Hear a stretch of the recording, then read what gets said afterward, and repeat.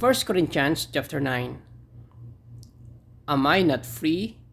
Am I not an apostle? Have I not seen Jesus our Lord? Are you not the result of my work in the Lord? Even though I may not be an apostle to others, surely I am to you, for you are the seal of my apostleship in the Lord. This is my defense to those who sit in judgment of me. Don't we have the right to food and drink? Don't we have the right to take a believing wife along with us, as do the other apostles and the Lord's brothers and Cephas? Or is it only I and Barnabas who lack the right to not work for a living? Who serves as a soldier at his own expense? Who plants a vineyard and does not eat its grapes?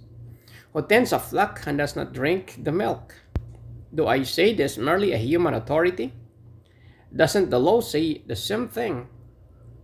For it is written in the law of Moses, do not muzzle an ox while it is treading out the grain. It is about oxen that God is concerned. Surely he says this for us. Doesn't he? Yes. This was written for us, because whoever plows and threshes should be able to do so in the hope of sharing in the harvest.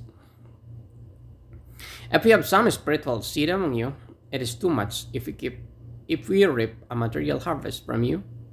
If others have this right of support from you, shouldn't we have it all the more? But we did not use the right.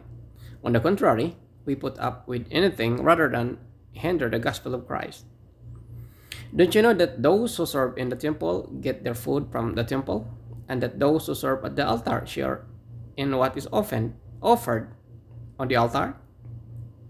In the same way, the Lord has commanded that those who preach the gospel should receive their living from the gospel. But I have not used any of these rights, and I am not writing this in the hope that you will do such things for me.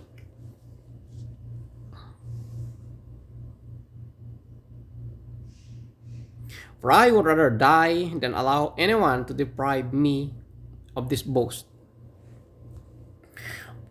For when I preach the gospel, I cannot boast, since I am compelled to preach. Woe to me if I do not preach the gospel. If I preach voluntarily, I have reward. If not voluntarily, I am simply discharging the trust committed to me. What then is my reward? Just this, that in preaching the gospel, I may offer it free of charge, and so not make full use of my rights as a preacher of the gospel. Though I am free and belonging to no one, I have made myself a slave to everyone, to win as many as possible. To the Jews, I became like a Jew, to win the Jews.